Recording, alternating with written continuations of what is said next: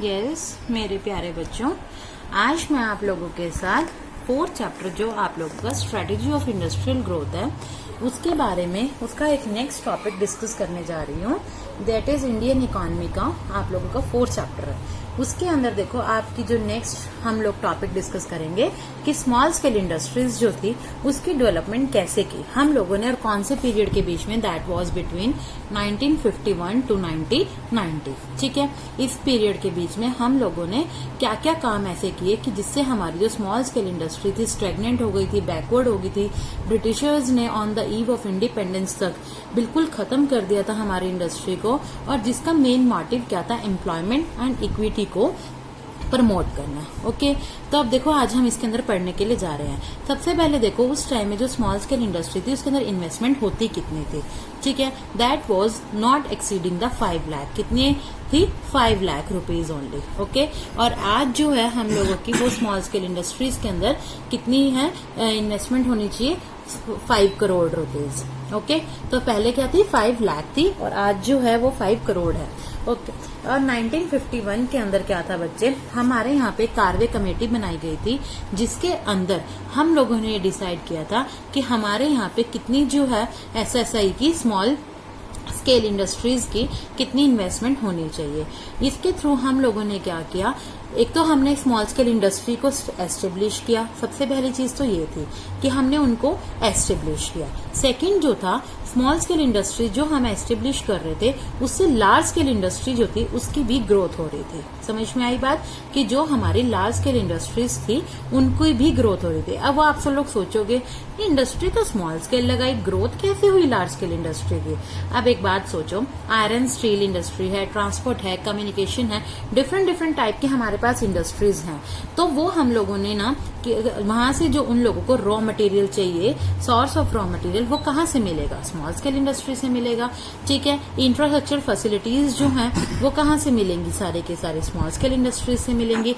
और जब हम लोग एसएसआई स्मॉल स्केल इंडस्ट्रीज लगाते हैं तो इससे क्या होता है, एम्प्लॉयमेंट अपॉर्चुनिटीज जो है वो इंक्रीज होती हैं और इक्विटी हमारे यहाँ पे आती है। आई समझ में बात कि हम लोगों के क्या क्या मोटिव थे और जो हम लोगों ने स्मॉल स्केल इंडस्ट्रीज लगाई उससे क्या क्या हुआ। अब हम जो है इसके बाद इसके कैरेक्टरिस्टिक्स को पढ़ेंगे कि स्मॉल स्केल इंडस्ट्रीज के क्या क्या कैरेक्टरिस्टिक्स है। सबसे बड़ा इसका कैरेक्टरिस्टिक्स ये था, सबसे पहला कि स्मॉल स्केल इंडस्ट्री होती वो लेबर इंटेंसिव थी। ठीक है, एंड देयर एम्प्लॉयमेंट जो थी वो क्या था, एनवायरमेंट फ्रेंडली था। इसका मतलब क्या है कि हम लोगों ने ज्यादा से ज्यादा लेबर को था उसको लगाया कामों के अंदर। मतलब स्मॉल ऐसे बिजनेस एस्टेब्लिश किए जहां जो कि कैपिटल इंटेंसिव ना होकर क्या होंगे, लेबर इंटेंसिव होंगे, जिससे कि एम्प्लॉयमेंट अपॉर्चुनिटीज जो है वो ज्यादा से ज्यादा हमें अचीव होगी। ठीक है, full employment will be at the small scale industries. Clear? Second point देखो बच्चे इसके अंदर है लोकेशनल फ्लेक्सिबिलिटी। इसका मतलब क्या होता है कि हम लोगों ने स्मॉल स्केल इंडस्ट्रीज जो थी वो ऐसी जगह पे लगाई जहां पे लार्ज स्केल इंडस्ट्रीज भी एस्टेब्लिश थी। ठीक है बच्चों, इसका क्या मतलब हुआ कि हम लोगों ने ऐसे एरियाज को चूज किया। For example Bhilai steel industries, ये कहाँ पे है हम लोगों की?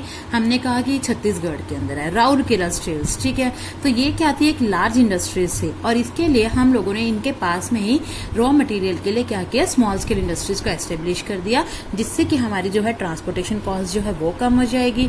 ठीक है, और हम लोगों को जो है स्मॉल स्केल इंडस्ट्रीज को भी बिजनेस मिलेगा और लार्ज स्केल इंडस्ट्रीज को भी रॉ मटेरियल के लिए एक जगह से दूसरी जगह पे नहीं जाना पड़ेगा। तो इससे क्या होएगा, हम लोगों की बैलेंस रीजनल ग्रोथ होएगी। ओके, तो इस पॉइंट का देखो मीनिंग क्या है कि SSI small scale industries shows locational flexibility and therefore equality oriented. इसलिए ये इक्वालिटी ओरिएंटेड भी है। आई समझ में बात?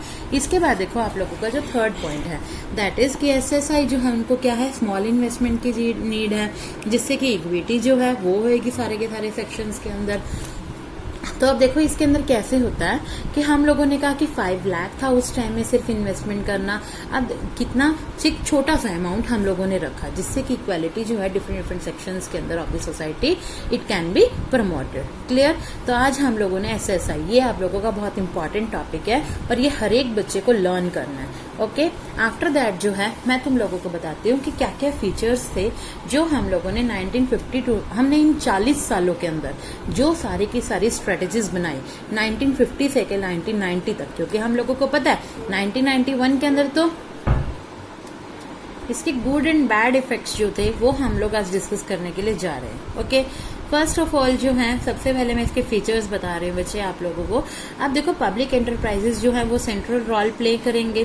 हाँ, सेंट्रल रोल कैसे इंडस्ट्रियलाइजेशन की प्रोसेस के अंदर, क्यों हम लोगों को पता था कि प्राइवेट सेक्टर जो है वो इतना ज्यादा जो है लीडिंग नहीं था उस समय में, उनके पास कैपिटल इन्वेस्टमेंट नहीं थी, वो सोशल जस्टिस नहीं कर सकते थे, इस लोगों ने हम किसको सिलेक्ट किया, पब्लिक सेक्टर को। सेकेंड जो था हम लोगों के पास था परमिट द लाइसेंस राज, कि हम लोगों ने जो था परमिट लाइसेंस राज। अब देखो परमिट लाइसेंस राज जो है वो क्या होता है, उसके अंदर हम लोगों के यहाँ पे कि जितनी भी प्राइवेट इंडस्ट्रीज जो हैं वो जितनी भी ओपन होंगी उसके अंदर हर एक को क्या लेना पड़ेगा, लाइसेंस लेना पड़ेगा।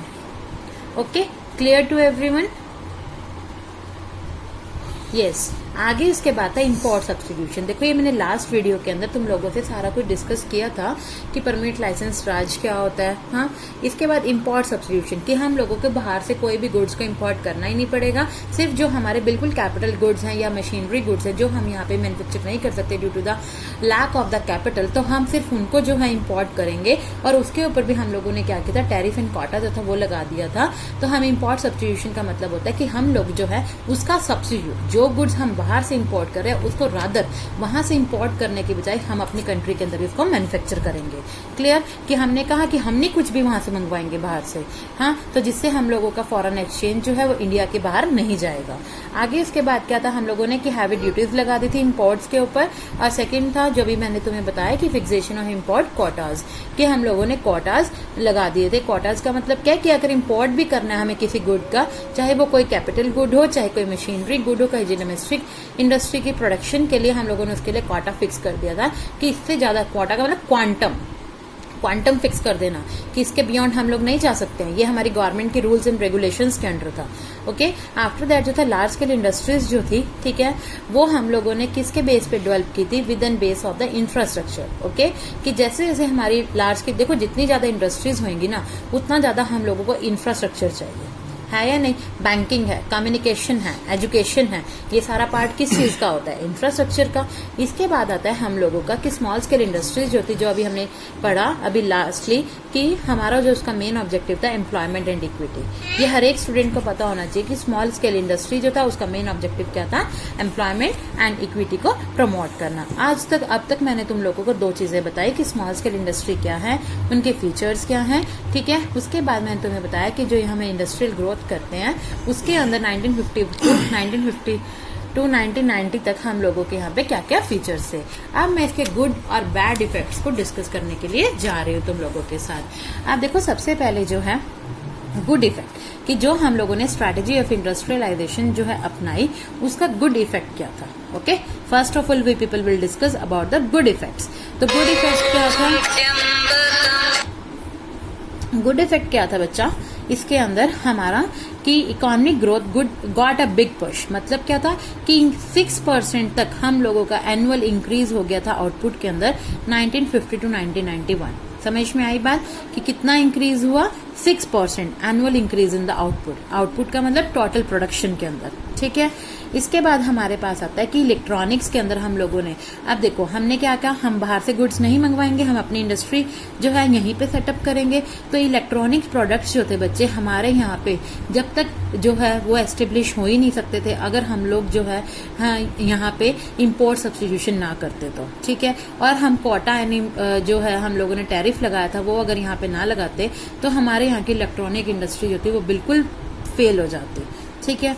इसके बाद था growth of large scale industry, कि राउरकेला एंड स्टील प्लांट जो प्रोजेक्ट्स थे, ठीक है, इंफ्रास्ट्रक्चर बेस्ड थे, वो हम लोगों ने क्या किया कि इंडियन इकोनॉमी ने कि उसके ऊपर हमारे यहाँ पे लार्ज स्केल पे इंडस्ट्रियलाइजेशन जो पॉसिबल थी गवर्नमेंट ने की, ये सारी की सारी किसकी वजह से पॉसिबल हो सकी, due to the policies of the 1950 to 1990। Okay, after that हम लोगों के पास है कि हमने इसको अंदर जो मेन ऑब्जेक्टिव था स्मॉल स्केल इंडस्ट्रीज का ग्रोथ एंड सोशल जस्टिस की तरफ। ओके, ये सारे के सारे गुड इफेक्ट्स के कि हम लोगों की प्रोडक्शन इंक्रीज हुई, हमारे यहाँ पे इलेक्ट्रॉनिक इंडस्ट्री एस्टेब्लिश हो चुकी, लार्ज स्केल पे इंडस्ट्रीज यहाँ पे आ सकी, और ग्रोथ एंड सोशल जस्टिस जो था वो हम लोग जो है अचीव कर पाए। ओके, अब जो है हमारे पास आते हैं इसके बैड इफेक्ट्स। अब आप लोगों को नॉर्मली पता भी होगा जब कभी भी हम बैड इफेक्ट्स की बात करते हैं तो किस बात की बात करते हैं, करप्शन। हाँ, लीकेजेस, ठीक है, पिलफ्रेजेस, तो वो किसके अंदर होते हैं? पब्लिक सेक्टर के अंदर। आज भी हम जब भी पब्लिक सेक्टर की बात करते हैं तो पब्लिक सेक्टर के अंदर corruption at a huge level है। हम कहते हैं कि वो सोशल जस्टिस, सोशल वेलफेयर की बात करते हैं, बट एक्चुअल में वो सोशल वेलफेयर या जस्टिस की बात नहीं करते हैं, ठीक है। वहां पे डेडलॉक एंड इन चीजों की बात होती है। ओके, तो सबसे पहले देखो हम लोगों ने क्या चीज नोटिस की, क्यों ये फेल हो गया, क्यों हम लोगों को 1991 के अंदर एक न्यू इंडस्ट्री पॉलिसीज जो थी, हम जिसको नैप के नाम से कहते हैं, न्यू इकोनॉमिक पॉलिसी, वो क्यों लेके आने की जरूरत पड़ी हम लोगों को? उसका मेन रीजन जो था, that was a corruption, leakage and pilferages of the public sector. That was a main reason behind it, that we people are having a need of the new economic policy. At that time, P.V. Narasimha Rao was our prime minister and our finance minister was Manmohan Singh. ठीक है, both were the main person वो at that time, या जिनको हम कहते हैं कि असली चेहरे वही थे जिन्होंने एक इन बैड इफेक्ट्स को नोटिस किया और एक न्यू पॉलिसी लेकर आए हमारी इकोनॉमी के अंदर। ओके, तो देखो अब हम लोगों के पास आता है सेकंड पॉइंट। इसके अंदर क्या है कि जो हम प्रोडक्ट की क्वालिटी मेंटेन कर रहे थे यहाँ पे, वो इंटरनेशनल स्टैंडर्ड्स को मैच ही नहीं कर रहे थे, कि हम ऐसे प्रोडक्ट्स बना रहे थे कि जो हम लोगों के उसके रिलेट ही नहीं थे। हम कहते हैं कि हमारी जो क्वालिटी थी, हमारी क्वांटिटी स्टैंडर्ड्स के अकॉर्डिंग नहीं मैच कर रही थी, ठीक है। इसके बाद जो है हम लोगों के पास आता है थर्ड पॉइंट, कि आपके पास है कि इम्पोर्ट सब्स्टिट्यूशन, कि हम कहते हैं कि इम्पोर्ट सब्स्टिट्यूशन को हम लोगों ने ज्यादा importance the rather than the export promotion. कि अगर हम लोग ये कहते हैं कि हम इतने ज्यादा गुड्स एंड मैन्युफैक्चर करेंगे कि हम एक्सपोर्ट को प्रमोट करेंगे और फॉरेन एक्सचेंज जो है वो आ और जा दोनों सकता है, रादर देन हम लोगों ने किसके ऊपर एम्फोसिस किया? हमारा एम्फोसिस जो था कंप्लीट इम्पोर्ट सब्स्टिट्यूशन के ऊपर था, ठीक है, जिससे कि हमारे गोल्ड रिजर्व्स जो थे वो कंटिन्यूसली डिक्रीज होते जा रहे थे। ओके, तो हम लोगों ने आज जो है इसके सारे बैड इफेक्ट्स, गुड इफेक्ट्स को रीड किया। ओके, तो आज आप लोगों की ये चैप्टर कंप्लीट हो गया है। अगर आप लोगों को कोई प्रॉब्लम है तो you people may ask, and if you like my video then like it and subscribe my channel also. Thank you.